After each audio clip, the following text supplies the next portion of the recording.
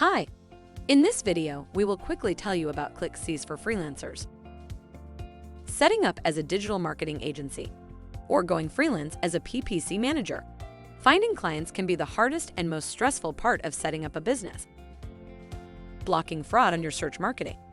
Using paid search and display ads can be very effective, but invalid traffic can quickly eat up your budget. This is especially true with software and apps, where around 10% of all clicks on paid links come from non-genuine sources. For competitive and high-value search terms, this can rise to around 25%.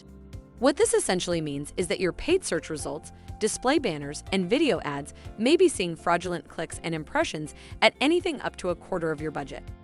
The best way to prevent high volumes of invalid clicks on your Google ads or Bing ads is to sign up to ClickCease.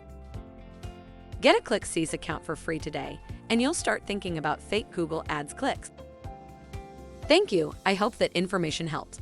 Don't forget to subscribe to our YouTube channel for more information about ClickCease and discover my business solutions for your business. Bye.